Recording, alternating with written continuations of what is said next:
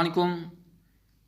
जैसा कि फ्रेंड्स देख रहे हैं, आज हम टॉपिक ऑफ जो डिस्कस कर रहे हैं वो Iran China deal and it's implication for Pakistan. Iran और चाइना की कौन सी डील हो रही है और उनकी इम्प्लीकेशंस क्या हैं पाकिस्तान के लिए, उनके क्या असरात हो रहे हैं पाकिस्तान पे।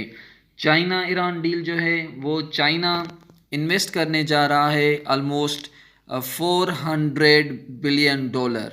कितने इन्वेस्ट करने जा रहा है वो? $400 बिलियन इन्वेस्ट करने जा रहा है in Iran while leaving India behind. तो ये बहुत बड़ा प्रोजेक्ट है। चाइना सोच रहा है कि डिफरेंट प्रोजेक्ट्स में वो इन्वेस्ट करें। वो प्रोजेक्ट्स एनर्जी से रिलेटेड प्रोजेक्ट्स होते हैं, हो सकते हैं कन्वेंशनल, जैसे कि जो है आपसे हाइड्रो इलेक्ट्रिसिटी प्रोजेक्ट्स हैं, आप जो हैं वो कोयले से बिजली बनाते हैं उससे रिलेटेड प्रोजेक्ट्स हैं, और जो है विंड और सोलर एनर्जी इससे रिलेटेड प्रोजेक्ट्स हो सकते हैं, और उनके अलावा जो है ट्रांसपोर्ट प्रोजेक्ट्स हो सकते हैं, ये जो रेल के थ्रू हैं, और इवन रोड और सी पोर्ट्स रिलेटेड प्रोजेक्ट्स हो सकते हैं। तो ही China is going to invest $400 billion investment in Iran. इससे पहले इंडिया क्या कह रहा था? India was investing almost $6 billion in different energy projects. कितने इन्वेस्ट कर रहा था इंडिया? इंडिया इन्वेस्ट कर रहा था almost $6 billion in energy projects related projects. तो इसमें इन्वेस्ट कर रहा था, और उसके अलावा $1.6 बिलियन वो रेल रोड प्रोजेक्ट्स में इन्वेस्ट कर रहा था। ये भी इवन जो है India was doing this. India इसलिए कर रहा था क्योंकि वो काउंटर करना चाह रहा था सी पैक को, कि सी पैक से चाबार के थ्रू वो सी पैक को काउंटर कर सके और यूरोप से लिंक कर सके। वो कैसे करता?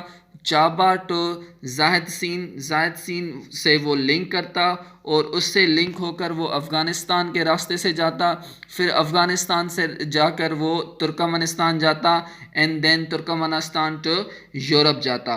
तो इस तरह से he was going to connect जो है South Asia to the Europe. तो through this he was going to counter this. और उसके अलावा जो है पाकिस्तान ईरान रिलेशंस, जो सेकंड हमारी मेजर हेडिंग है, वो these are the topics related for your current affair. अभी ये डील हुई है, और जो है ये आपको यूपीएससी, सीएसएस, इवन पीसीएस और कॉम्पिटिटिव एग्ज़ाम्स में काम आ सकते हैं। तो despite being Muslim countries and members of OIC यानी organisation of Islamic countries and ECO economic cooperation जो हैं, वो ईसीओ जो हैं वो दोनों इनके मेंबर हैं। और both the countries relations have been witness upward and downward trajectory. दोनों जो हैं, दो ईरान वो पहला मुल्क था जिसने पाकिस्तान को रिकॉग्नाइज किया था। मुस्लिम कंट्रीज़ में वो पहला कंट्री था जिसने पाकिस्तान को रिकॉग्नाइज़ किया था, मगर इन दोनों के बीच में कभी जो है अपवर्ड डायरेक्शन हुई है, कभी डाउनवर्ड, कभी रिलेशंस टेंस हुए हैं, कभी रिलेशन जो हैं अच्छे हुए हैं। तो इनकी दो टेंस रिलेशंस की जो मेजॉरिटी बेसिस है, वो रीज़न है, वो थी KSA यानी kingdom of Saudi Arabia, and जो हमारा अलाइंस था वो USA के साथ। क्योंकि जो है रज़ा शाह पहलवी यानी 1979 से पहले जो है वो प्रो वेस्टर्न था ईरान। उसके बाद जब जो है खुमैनी की हुकूमत आई इन ईरान में, इस्लामिक रेवोल्यूशन आया इन 1979 में। कब आया इस्लामिक रेवोल्यूशन? 1979 में। और ये MCQs अक्सर पूछा जाता है। Iranian revolution started in 1979। और उसके अलावा जो अफ़गानिस्तान में रशिया ने इन्वेड किया था वो भी 1979 में किया था। और इसके अलावा जो है पाकिस्तान ने नाम यानी नॉन अलाइनमेंट मूवमेंट जो है वो भी 1979 में ज्वाइन की थी। और इसके अलावा सेंटो यानी सेंट्रल ट्रीटी ऑर्गेनाइजेशन जो है वो भी डिज़ोल्व हुई थी 1979 में। तो ये इससे रिलेटेड MCQs आप याद रखें, ये अक्सर कॉम्पिटिटिव एग्ज़ाम्स में पूछे जाते हैं, डिफरेंट एग्ज़ाम्स में पूछे जाते हैं। So this will help you lot as well. तो इन वजूहात की वजह से इस्लामिक रेवोल्यूशन आया। तो हमारा जो है और स्टांस था, हमारा जो अलाय था वो यूएसए था, तो उससे हमारी सबसे ज़्यादा बनती थी। तो जो नेक्सस यूएसए के साथ था, तो इस वजह से ईरान नाराज़ था और हमारे जो रिलेशंस थे वो टेंस हुए थे। और जो है केएसए के साथ हमारी अक्सर जो है वो जो है रिलेशंस अच्छे रहे हैं किंगडम ऑफ सऊदी अरबिया के साथ। तो वो हमें तेल देता है। तो इससे रिलेटेड जो है जो सुन्नी और शिया कन्फ्लिक्ट चल रहा है बिटवीन केएसए और ईरान, इस वजह से भी ईरान जो है हमसे बहुत नाराज़ था। तो इस वजह से ये हमारे दो काजेज़ थे due to we had the tense relationship with the Iran. Pakistan nexus with the USA in the past and the KSA since long. तो ये दो वजूहात थी जो मैंने पहले ही डिस्कस करेंगे। सेम हमारा टॉपिक चल रहा है Iran China deal and implication for Pakistan. तो इम्प्लीकेशन फॉर पाकिस्तान, अब पाकिस्तान पे कौन से इम्प्लीकेशंस हो सकते हैं इस डील से। तो आप जैसे कि जानते हैं, अगर यहाँ पे इंडिया आता, यहाँ पे ईरान में इंडिया आता, it would be a chaos for the Pakistan due to the Indian presence in Iran.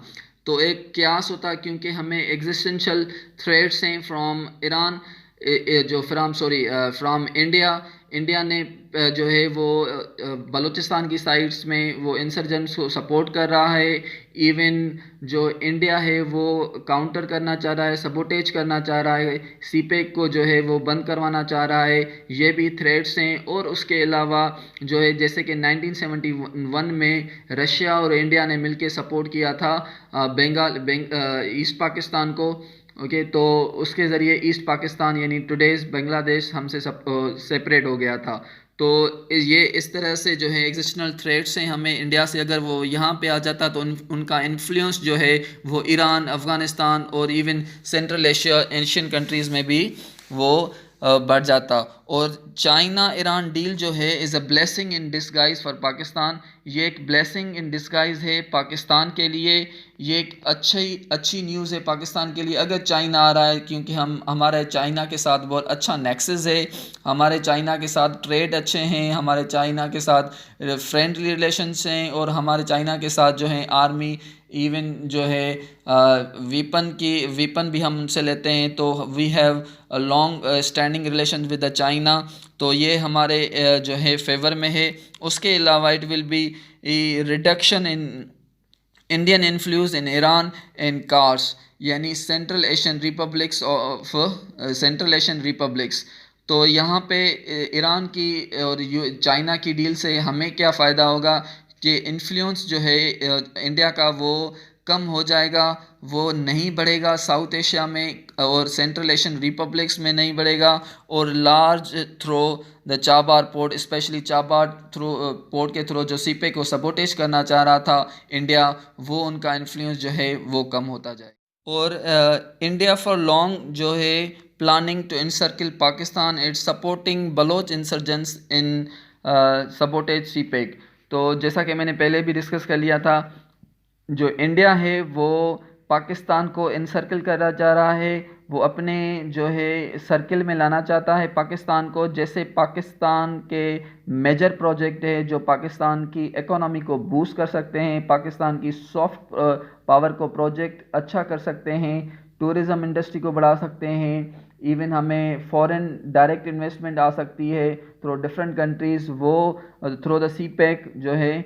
तो इसको ये सपोर्टेज करना चाह रहा है। ये बात इंडिया को हज़म नहीं हो रही, तभी जो है वो इसके ज़रिए इनसर्किल करना और बलोच इंसर्जेंट्स को भी वो सपोर्ट कर रहा था। It can also open new chapter of economic and security safety for the CPEC. और चाइना और ईरान की जो डील है वो एक सेपरेट सिक्योरिटी भी प्रोवाइड करेगी सीपेक को, which Pakistan and China both needs, जिसकी पाकिस्तान और चाइना को बहुत ज़्यादा ज़रूरत है। It will also play a crucial role for the peaceful Afghanistan. और इसके अलावा जो है ईरान के थ्रू अगर जो इंडिया था वो यहाँ पे ईरान में आ जाता तो अफ़गानिस्तान से लिंक करके इवन वो इंसर्जेंट्स को सपोर्ट करता, और जो है हमारा इन्फ्लुएंस अफ़गानिस्तान से भी कम हो जाता। और इवन वो जो इंडिया है वो अफ़गानिस्तान में इन्फ्लुएंस अपना अच्छा बना लेता to be neutral in USA China and USA Iran tension. अभी जो यूएसए चाइना की टेंशन चल रही है, स्पेशली ट्रेड वार जो चल रही है, 200% ट्रम्प ने जो है वो यहाँ पे लगाई थी, टैरिफ्स लगाई थी चाइना पे, चाइनीज़ एक्सपोर्ट्स पे। तो यहाँ पे अभी इसमें, और उसके अलावा यूएसए ईरान की जो स्पेशली इसके न्यूक्लियर डील पे जो टेंशन्स चल रही हैं, उन्हें भी हम उन बेसिस पे भी हमें न्यूट्रल रहना चाहिए। अभी जॉन बिडेन जो है वो election is going to win, election win करना। अब न्यू पॉलिसीज़ क्या होती हैं जॉन बिडेन की, new president of 46 president of USA, वो अभी देखना है। For the Pakistan needs us for Kashmir economic and FATF, okay, क्योंकि हमें एफएटीएफ से ग्रे लिस्ट से निकलने के लिए चाइना और यूएस की भी सपोर्ट चाहिए, और इकोनॉमिक को बूस्ट करने के लिए हमें सीपेक भी चाहिए, और कश्मीर इशू को रिजॉल्व करने के लिए भी हमें दोनों की नीड है। तो इसलिए हमें न्यूट्रल पॉलिसीज़ जो हैं अडॉप्ट करनी पड़ेगी, और जो है हम जैसे हमें न्यूट्रल रहना पड़ेगा।